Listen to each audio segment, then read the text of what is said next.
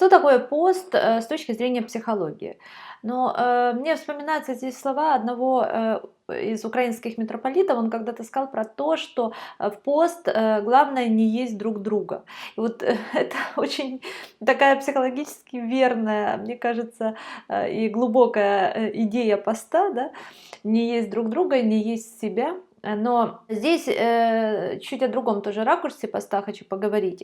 За счет чего пост полезен с точки зрения психологической? Вообще пост это что такое пост? Пост это практика воздержания. А что такое воздержание? Воздержание это про управление своими желаниями. Да? Я сейчас хочу съесть кусок мяса, но своей волей, да, я удерживаю это желание и не ем кусок мяса, да, то есть про управление, про возможность управлять своими желаниями, а значит, если мы мостик, да, ведем к пользе психологической, это значит управление своей энергией, потому что желания, они связаны с энергией, да, по сути, вот, да, возникает некое внутри напряжение, некая энергия, и она может разрядиться, да, в том, что я там съела кусок мяса, выпила там кофе, если я люблю, или еще что-то, да, и раз вот я почувствовала успокоение. Либо это же энергия, это напряжение продолжает жить, и оно проходит, да, процесс сублимации, и из него что-то там рождается новое. Я когда вела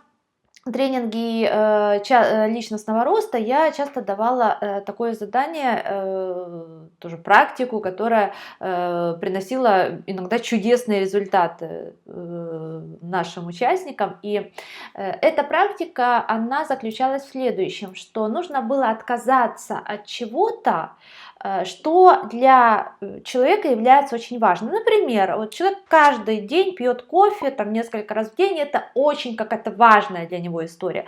И вот он брал на себя обязательства, например, на 2 месяца или на 3 месяца, или там на 30 дней, на месяц от этого отказаться.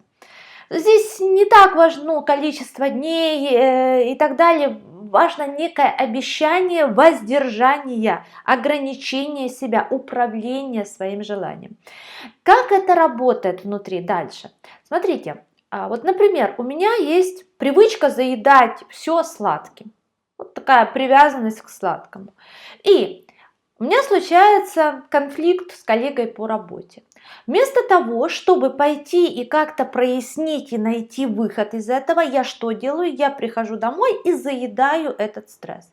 Я получаю временное облегчение, расслабление, сброс, да, вот этого стресса, но что я не получаю? Я не получаю конвертацию этого напряжения в мою дополнительную энергию. Если бы я, например, с этой ситуацией поработала, может быть, пошла к психологу и так далее, постепенно начала бы коммуницировать с этой коллегой, говорить, что, слушай, ну вот здесь моя граница, здесь твоя, давай вот так, и в итоге, да, через это наработала бы для себя новую модель коммуникации, новую модель решения конфликтов, не просто уходить или терпеть, да, что-то еще третье, что произошло бы? Моя энергия возросла, и я вот это напряжение конфликта, энергию конфликта перевела бы в свою личную энергию, в свою личную силу, которую пустила бы на то, чтобы реализовывать, осуществлять что-то для меня важное в жизни.